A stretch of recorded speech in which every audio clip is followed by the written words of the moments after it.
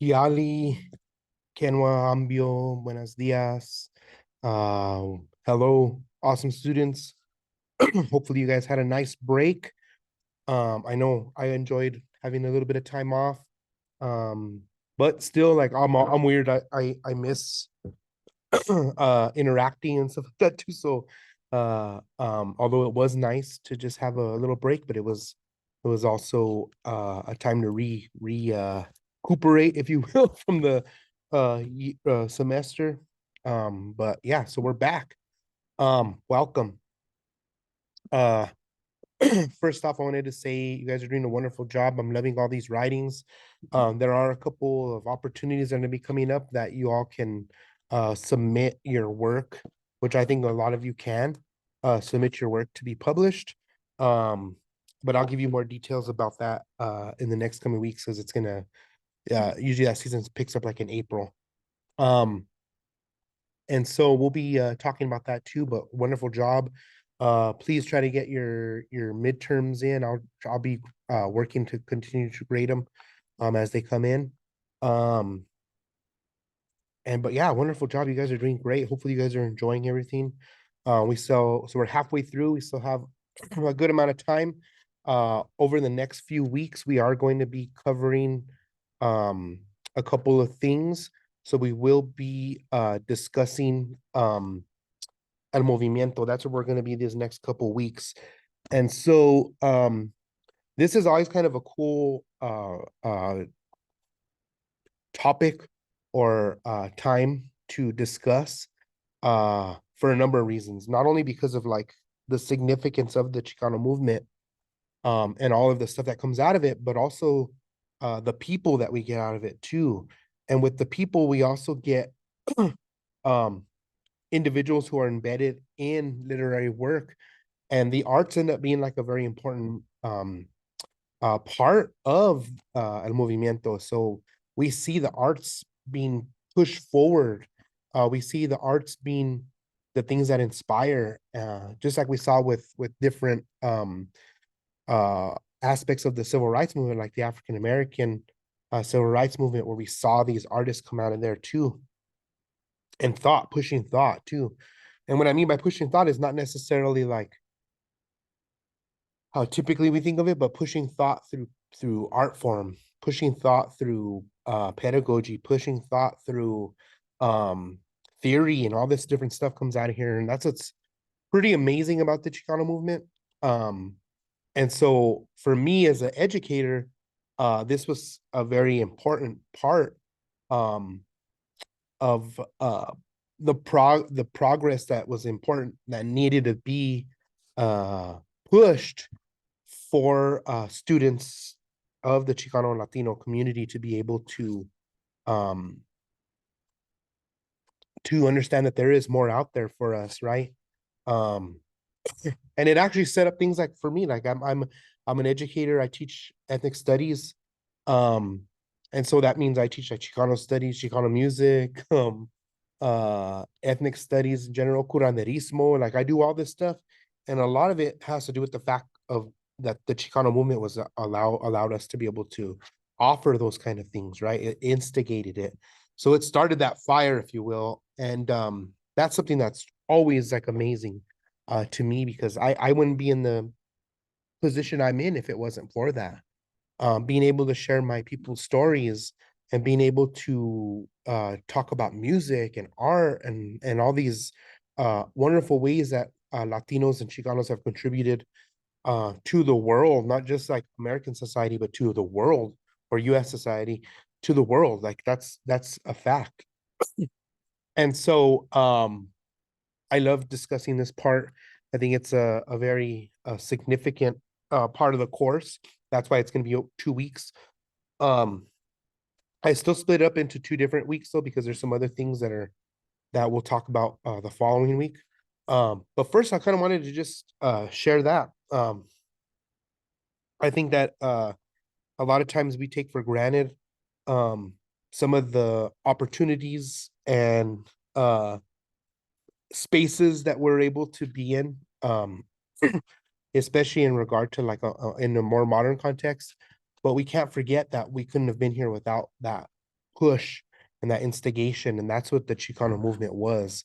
And the other thing too is like a lot of people don't realize that it the Chicano movement did provide us with an opportunity to reconnect and to understand where we come from and to be proud of it. Because I think like for the longest time, and I can remember like people saying this, and I know like maybe like some of y'all are pretty young, but like it may be your grandparents or your great grandparents, um, which my parents would be like your grandparents, right? For some of y'all are like my age though, so you guys maybe with your parents, but it's move this chair out of the way. It's also about understanding that for the longest time, our people did not have the opportunity to have a voice. We were exploited for labor, um, exploited for resources, land, all that stuff, um, to the point where people were just like complacent and content. I always tell people like one of my favorite quotes is the most dangerous man is a man who has nothing to lose. And that's where we got to like that point. And we still see it, like it's still embedded within our culture where we still see people that are still believers in that kind of in a sense. And what I mean by that is like I remember my parents were um embedded in the Chicano movement, so they were involved in it. And I'll talk about that more next time too, but I remember my mother saying that her parents were like, don't make a big fuss about anything, uh keep your head down, don't look up at people when they're talking to you or your boss or whatever or whoever, and just work hard and then that'll take care of everything. And I'm not downing that, like working hard is an important factor, but there's also the factor that you have to consider that is, for the longest time people were unheard. Our voices weren't heard. Why? Because of fear of being deported, a fear of being chastised for being of Mexican or Latino descent. Um and I remember hearing about it from all over the place where there was like this sense of fear even, and not even just fear but shame, for being who we are. And that was really horrible to think about. And I think now, like I said, like when I compare my experience to like my parents, for instance, like it's a big difference. um I can uh freely speak Spanish, where my parents couldn't. They were chastised for it and even hit and stuff like that, which I shared with you guys before. And even food they brought. Like nowadays, I bring tacos or whatever over here, right? Any fresh tortillas and stuff like that, and like people lose their mind and they want to take them from me. But back then, they would be chastised for it. And so the reason that changes, it was because of this instigation from the Chicano movement. Like that was an important part. They're the ones that really um got people to take that sense of pride and understand that, yeah, we are people of Mexican descent or Latino descent, right? But we provide a significant amount of workforce, a significant amount of art, a significant amount of uh money to the GDP and shit, right? Like there's all this stuff that was important that was disregarded. And a lot of it has to do with the structures that were in place with in regard to like systemic racism and things like that too. Um, but the Chicano movement was the one that kind of broke down those barriers, right? And really instigated, like I think said before, but I think the most significant thing was um it really offered people from these communities to have a sense of identity, right? And so with that sense of identity is going to bring all this different stuff out. You're going to see all this reconnection where people are going to be like wanting to and yearning to reconnect to their roots. Um and also fighting for what's right and fighting for things that were disregarded before for our people, right? Um, and so that's an important thing to consider too, because there was all this stuff that was like that was not wasn't allowed, right, for us to partake in. And anything from like we're kind of weird here in New Mexico, like straight up, because we've always had this connection to that a bit more than I say like maybe other places. And other places just suit like I'm not disregarding other people's experience or anything like that, but like here, like even like participating in politics was kind of a normal thing for a lot of Chicanos or Latinos because that was the norm, whereas other places it wasn't allowed. But that doesn't mean that things didn't happen here like it did other places. Like we had racism here too, where I mean, like I was reading an article the other day about it was actually a newspaper clipping of in from Roswell, New Mexico, from the Roswell Independent, I think is the name of the newspaper. And it's like Klan meeting on this day at this place. And it was like in Roswell, you know what I mean? Like where we think like we wouldn't see that. But there was those things were embedded in here too. So I don't want to disregard that because that's an important factor too. And even though we're like a minority majority state, right? Even despite that, our voices were still not allowed to be heard. And we still had to go through all these practices. Like I told you guys before, like about even segregation of schools and stuff like that too, ends up being an important factor. And also pushing to get past that too. And so and even like bilingual education, like that was huge, right? And now it's like totally embedded. Like you see schools and people are fighting to get into the schools because they want their students to have that bilingual education and even little things like that, which are really hit home here in New Mexico because those are part of like our experience. And sometimes, like I said, like people like me, like maybe we take it for granted a little bit, right? But older people may not. But we all understand that. And I remember like learning about this from my family, right? Like it wasn't like I didn't hear about really anything about the Chicano movement until I got into college. I remember hearing a little bit about Cesar Chavez, which is like amazing story too. Um, but like I didn't hear about anything else. That was it. I didn't know how New Mexico even played a role in this thing, right? Which we did. Um, but it's that whole beyond thing, right? Like it's outside of just New Mexico. It's like all this, like as a community, this is what happened. And Movimiento, the Chicano movement, um, provided us with this instance of unity, right? And instigated that to where we could like do so much more based off of like us understanding that it's better for us to fight all together than us to fight these battles separately. And that's another thing that I think is really significant. And I remember, and the reason I bring that up is because like my parents being here embedded in it, um, that was one thing they always said was like, it's better for us to fight together than for us to fight separately. Um, and that was always something that stuck with me and always like I connected to in regard to this whole thing, right? Was the understanding that yeah, like it is better for us to fight together than it is for us to fight separately. And look how much of a powerhouse we've become. I don't know if you guys know this, but um right now we make up almost 20% of the population, Latinos, right? And by 2050, we're supposed to hit 25%. So a quarter of the population will be Latino or Chicano.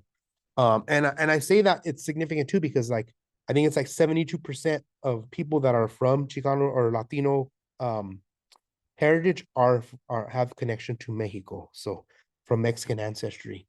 And so that's another significant thing. But even with that said, we still face these barriers and we still have to do this stuff in order to kind of like justify our place for one thing, but then also fight against continued examples of systemic racism, whether it's in education or the workforce. It's there, and so it's important to kind of discuss that as well. But let's talk about some of the important figures of the Chicano movement, because this is always like an important part. And like, oh, I forgot to mention this. Like, this is where we get that opportunity too to be able to be like, yo, like, just like we saw with the African American civil rights movement, where it was like Black Power. Like, this is where we get that brown pride, right? The Chicano power. I remember my uncle would always be like Chicano power. Um, and I really didn't understand that too much until like I learned more about it. And why? Because like it made us like realize how powerful of a people we are and significant, and how in how dependent uh US society is on us. um and even in bad ways too. Like, I'm not even just saying, like, when you talk about the exploitation of labor too, that's one thing. But what about incarceration too? Like, because that's another thing too. Like, these people, because in the prison industrial complex, um they're making a ridiculous amount of money by incarcerating um people from this community, right? And from the African American community too. And so that's something that's also, it's not just about exploitation labor, but it's also about things like that, incarceration. It's also about being serving in military service and not being given the same benefits and opportunities as some of the other uh, uh, um, military folks as well. And so, and I know things have changed a little bit, but like, just hearing that whole thing, and that instigates a lot. People go into the after this time and go into those spaces and end up trying to fight for a voice, trying to um show their connection, right, to their heritage and all this different stuff. And so that was one thing that was really beautiful about it. And so I always like sharing this because like this is where it comes from, that idea, that sense of like brown pride. And you see it like tatted on people and shit, or like a t-shirt and it's like brown pride. um but that's where this comes from, that. And so sometimes we're so um disconnected from the truth of all this stuff, that um that's why it's necessary to kind of talk about this. And I always love sharing this information, just because it's always very informative to some people maybe who have not heard about it, right? And do not know details about some of the figures and stuff like that too. And so let's talk about some of those people. So we understand that the Chicano movement was started during the civil rights movement, to focus on acquiring rights for specific people. And it starts off kind of interesting with like, and like many of you guys know, with United Farm Workers and things like that, where we saw people who were treated very poorly and exploited for their labor, um, to be able to go and fight for what they needed and what was necessary for them to have a regular life, if you will, right? And so that's a part of it. But it was also this sense of like, and this is my favorite, my favorite element of it whenever I'm doing research and stuff like that, is the fact that like individuals, like I said, were now able to like take pride in who they were. Where before it was fear, they were fearful and stuff like that too, and to like understand that they played a significant role, or we have played a significant role in the histories of the North American and Central American areas, right? And Caribbean, the South America, I mean, all over the place. And so this was an important factor, because what ended up happening is when people are able to do that, then they start looking at things in a more critical sense too. And that was something that was very necessary because of all of the instances, like I said, of racism and other systemic issues, right? Where now they were able to be like, no, like this is wrong, like we shouldn't be treated this way, and this is what's necessary in order for us to move forward, and in order for us to be appreciated too. um and there's still work being done. Like, that's the thing about it. It's like we understand like all these things were brought to light, but there's still work, even like 50 years later, that needs to be done, 60 years later, 70 years later, like it's real, right? And so that's an important factor too, in regard to like us understanding the Chicano movement. So I wanted to talk about a few of the people here, some of the pictures of some folks here. Let me see if I can move over here a little bit. Yeah, there. I'll move. Oh, I don't want to cover Hermana Dolores. Um, yeah, here, I'll come over here. There we go.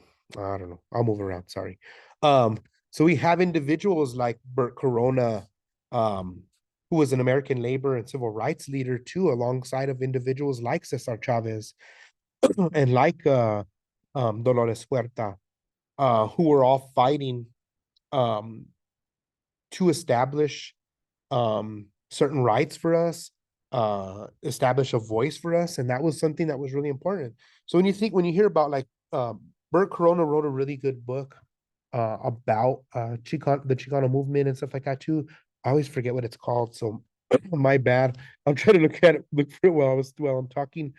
Um, but he did a really good wrote some really good stuff about this experience too and being embedded in it, right? Because I think that's like one of the parts that ends up being really important for us to be able to there it is, it's called Memoirs of Chicano History. And it's a life narrative of Bert Corona. And so check that out. It's actually written by Mario Garcia, but it's about Bert Corona or Corona, sorry. Uh they and it was necessary because he tells this story about like what it was like from even growing up and experiencing these things very similarly to what we saw with Cesar Chavez, where we see individuals who really fought to make a difference, and mostly because they were embedded in it, they were in the mix. It wasn't like nowadays we see these like influencers and stuff like that, like doing things. But now this was the real people, and that's what was so significant. I think about this was that these people were people that worked alongside of other people, right? And like they were in the fields, they were laborers, they were doing all this stuff. And so it was different because it wasn't some like person with celebrity status. It was like a regular person. Uh, and then the other thing too, like that I love too is the fact that we have other individuals like I obviously like I'm gonna like plug my Nuevo Mexicano folks too because Dolores Huerta, who was like Cesar Chavez partner in not like marriage but like partner in advocacy, right? And partner as a civil rights leader was Dolores Huerta, and she was from up north in Dixon, New Mexico. um and she ended up moving out to California because of work, right? And her family and stuff like that too, moving out there for work.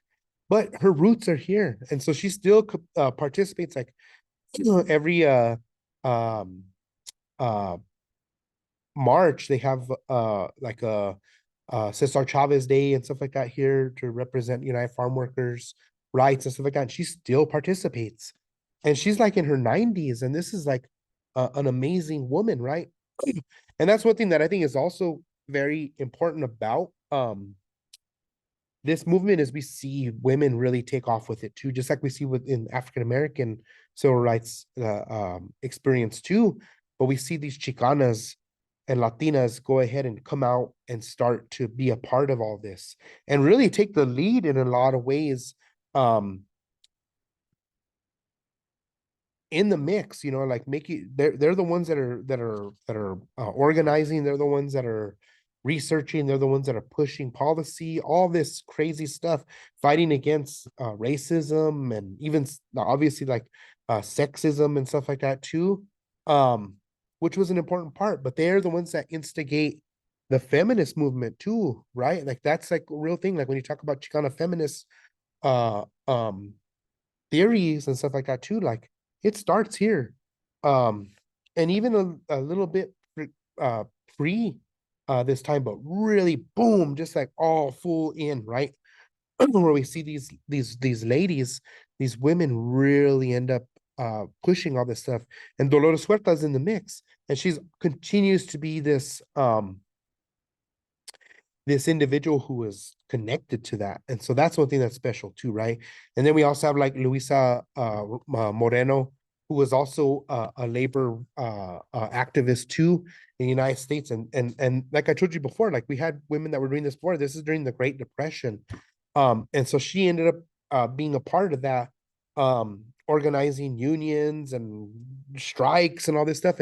And some of her work is what ends up um, influencing people in the Chicano movement and even the United Farm Workers stuff, right? And so she was an advocate for Spanish speaking communities and created the first National Latino Civil Rights Assembly. This is her there, where we saw um, her instigate that. Like I told you guys before, like it didn't just start here, it started a little bit before, and then it exploded here where we got to see all that, right? Um, then we had like Alicia Escalante, Chicana activist, and really active during the Chicano movement. And she was the founder of the East Los Angeles Chicana Welfare Rights Organization from 67 until like 78. So like over 10 years, this woman was fighting to be able to have people understand that they had access to welfare rights and stuff like that too, and to be okay with it, because there was so many people that were really reluctant, right, when they needed help, and the help was there and that was supposed to be utilized. And so she was pushing it. She was one of those Chicanas that was doing that stuff. And then Gloria Arianes, another political activist, known for her involvement in the Brown Berets, right, which is like when you hear about civil rights movement too, like I always kind of consider that. I always think about the Brown Berets because they were embedded in it. They were a part of it, and they were that our example of, like we saw with the Black Panthers, right? Too. Um, Although a little different, but still they were the ones that were out there in the mix and making sure that people were heard and stuff like that too. But the other thing too with Gloria is that she was also influential in the development of a Chicana feminism, right? Chicana feminist approach, which ends up leading to like other individuals like Gloria Anzaldúa and ladies like that, who were embedded in Chicana feminist approaches, and even like arguably to like more modern people like Tara Yoso and stuff like that too. But yeah, and Delgado Bernal and all these like amazing women now that we see in academia now, like these are the individuals who started it first.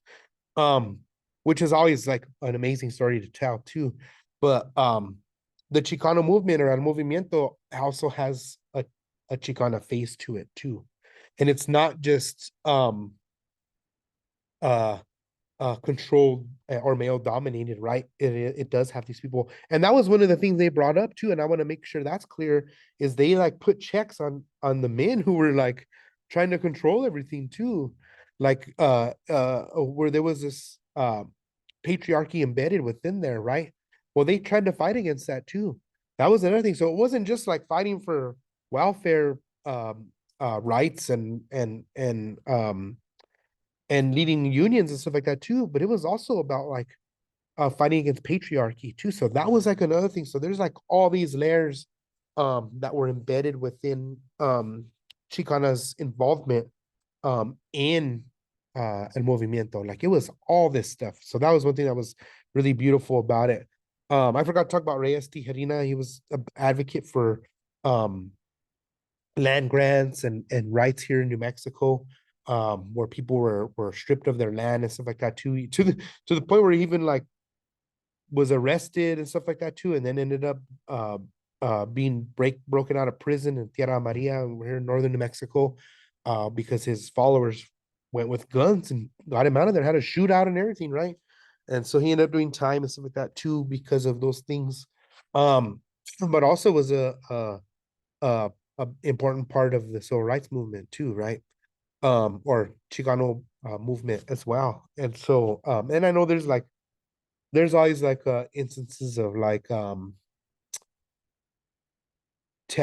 taboo, but like um where they did things that were not appropriate and not great. And those things are things that we hear critical about nowadays, you know. And so that's one thing that's important now, is that they taught us to do that, and then even to like be critical on them even too, and that's an important thing to be cognizant of too. um I want to talk also about like the literary heroes that are connected to the Chicano movement as well. Because that's another part too that we sometimes don't hear about.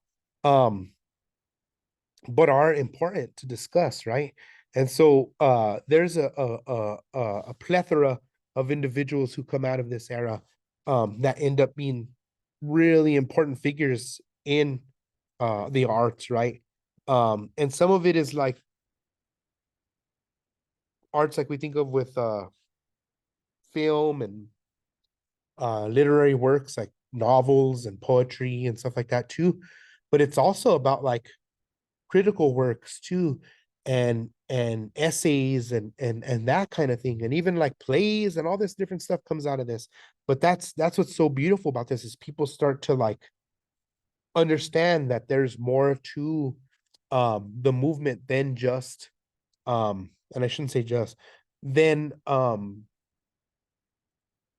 worker rights and stuff like that too. It's also about being expressive. It's about sharing our stories. It's about sharing who we are through these forms of art, right? Being able to create something that people can connect to, right? And utilize that to get a better understanding of even themselves, right? To instigate that fire within somebody through something that you created as a piece of art, right? Or as an essay or as a novel, whatever have you, right? And so I like sharing about these individuals too, because they're important figures in literary works that end up instigating all this different stuff. Even today, where we still um have these people as major influences, even for me, like as I'm not all young or anything, right? But like, but for real, like they still inspire me, and then I share it with younger folks, and that inspires them. So it's this like wonderful cycle of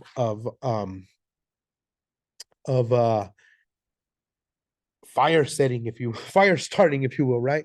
Like where people are instigated to do all these wonderful things based off of something that was created a long time ago.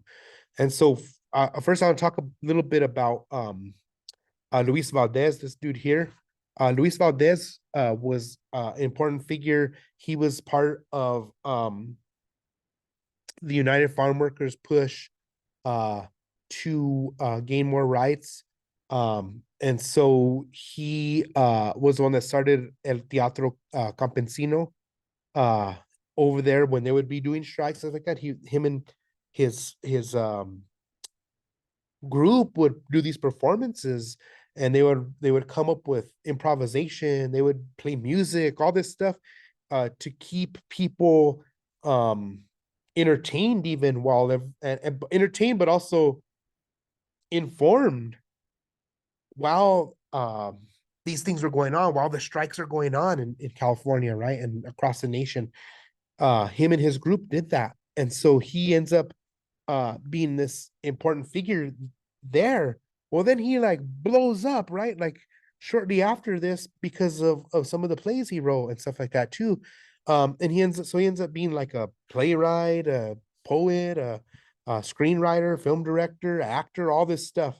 And he ends up being known as the father of Chicano film and theater. Um, and he's best known for his play, Zoot Suit, and that he wrote and was a hit, right? Even to the extent where they made a film on it and stuff like that, starring Edward James Olmos, and ends up like blowing up his career, like not in a bad way, like good way, right? Like he ends up blowing up, and then he ends up doing other things too, like La Bamba. Like all of us know that movie. Well, you should. If you don't know that, you need to go watch that shit because it's like a part of who we are, right? And so La Bamba, uh, the film from the 1980s, starring Isai Morales and Lou Diamond Phillips, which is like everybody's always like, well, they had a Filipino guy um, play a Mexican American rock artist. Yes, why? Because like Filipinos have the same kind of experience as us. Like the same when he's in there in the film picking in the fields, like the Filipinos were alongside of us. So like would it have been cool to have a Mexican American person or post someone Mexican to say, yeah, of course, but like dude Diamond Phillips, he's a Filipino dude. So we he understands that thing, right? Why? Because the United Farm Workers was started actually. That whole thing was started with the Filipinos, and then Cesar Chavez then took off. Sorry to go on a tangent, but like I needed to get that out there. But La Bamba, like that's like a standard for us, as far as film is concerned. And he's the guy that did it. And then instigating other things too. He's involved in other things like the Selena movie and things like that too. Like he ends up being like the dude in regard to this kind of stuff. And why his starts here. That's when he begins, was the Chicano movement, right? And then the thing that is also special about him is he brought it to the big screen, to where now people could get a better understanding of all these things, understand the Zoot Suit riots more, and understand the significance of that. Understand like how important Richie Valens was to music, like not even just like Chicano music, but music in general. And as a music instructor too, and like a person who's a musicologist or music historian, like he was significant for a bunch of different genres that people don't realize. Like we wouldn't have punk rock if it wasn't for people like Richie Valens. And he understood that. Luis understood that. So he pushed it, right? Then we have Ruben Salazar, who was a civil rights activist and reporter from Los Angeles and from Los Angeles Times. And one thing that I love about him was like he was that person that was like, it wasn't, oh, I'm writing a poem. It wasn't this. It was like writing open ends, it was writing essays, it was all this different stuff. And he ends up being a very important part because he was the one that was the Mexican American journalist who was from mainstream media, and he was utilized to cover the Chicano community. And he's the one that was in the mix, educating people about it, sharing our story. And so it was significant for him to be a part of it. Unfortunately, he was killed at the National Chicano Moratorium March against the Vietnam War in 1970. He got killed. And so there was so much that probably we could have continued to learn from him, um, which would have been awesome. But unfortunately, he had a, a he died a pretty young guy, and so that was kind of sad. But he did leave a mark on it. Like one of my favorite things from him is he says a Chicano is a Mexican American with a non-Anglo image of himself. And he says that because like there was so many people that were just trying to cling on to that image of being Anglo, whereas Chicanos were like, no, I'm Chicano. Like, I'm not that. Is that part of my identity? Maybe, if I don't know how you connect with it, but like, really, it's not having that. It's understanding that this is who I am, right? This is me. I'm a Mexican American Chicano, right? I'm this person that's not that. I'm this. And that's one thing that I love about his writings too. And then we have other individuals like Marta Cotera, sorry, um, who was a librarian and writer and influential activist of both the Chicano movement and the Chicana feminist movement of the 1960s and 70s. And she ends up instigating a lot of this stuff too. And then also alongside of other ladies too, like Viola Correa, who contributed to like literary works like poetry and stuff like that, that really lets us understand. And I think you're doing a reading of hers. Yeah, you're doing a reading of hers this week. And so you get to understand like the history of La Chicana, and how it influences things we read in schools and stuff like Chicana power and Chicana feminist thought, like embedded within in poetry, right? Where we get these different ideas and this push for a better understanding of woman's perspective, or the Chicana perspective and what it's like, right? And so that's another whole thing. And like, oh, I mean, like I we have whole classes that just like discuss that for a whole semester, right? And why? Because of individuals like Marta Cotera and Viola Correa. Then we also have people like Abelardo Delgado, or they call him Lalo, right? Lalo Delgado. He was from El Paso. That's this dude here.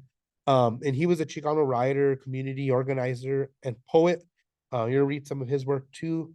And he was a major contributor to the Chicano movement during the 60s and 70s. And a lot of it was through his sharing of written works like that. But like I said, also organizing. So he would go up there and help organize these events and then be a part of it, like where he was one of the members that shared and stuff like that too. But instigating that fire within people to reconnect and stuff like that too. And we also have homeboy in the middle here, Corky Gonzalez from up north from Denver, right? And so he was a poet, a political organizer, an activist. He was also a boxeo, a boxer, and he was like pretty good too. Like he had like a pretty good record and all this stuff. So he was embedded within that too. Um, but he was one of the leaders of the Crusade for Justice in Denver, Colorado. He was like actually the one that ends up being like kind of the main leader of that movement. Even though there's other individuals too, but he was the dude. And a part of it was because of his ability to connect with people through art. And so he was a wonderful poet. One of the things that you're going to read this week from him is called Yo Soy Joaquin. I am Joaquin, right? And it's a poem about being Chicano, about the history, about all this amazing stuff that are connected to the experience, and now also connected to what we know as Chicano, the Chicano movement. Like, so now when people talk about Chicano movement, one of the things that they'll share a lot of times is yo soy Joaquin, I am Joaquin.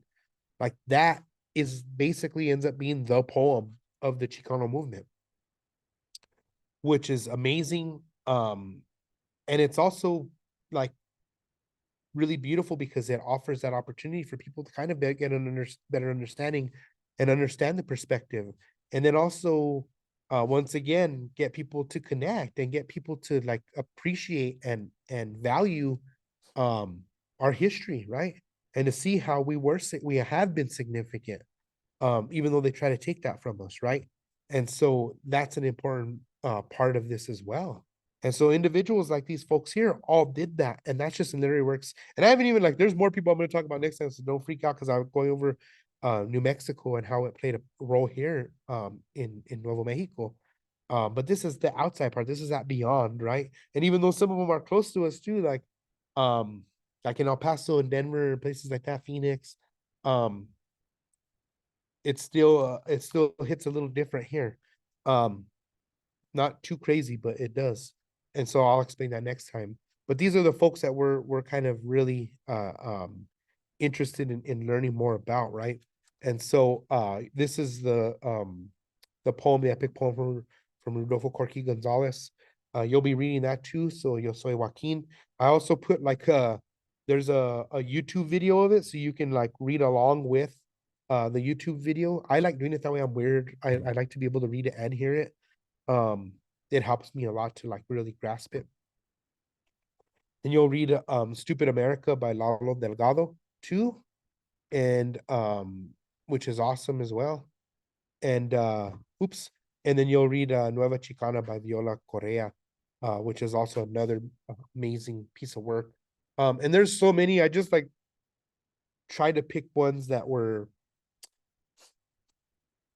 what I thought maybe were good examples of it, and I may I maybe like picked like ones that were I may have been a little bit subjective with my decision making on this, but I just really enjoy them. And like I said, Yo Soy Joaquin is just like it really gives us that perspective. Bueno, well, I hope you guys have a beautiful week.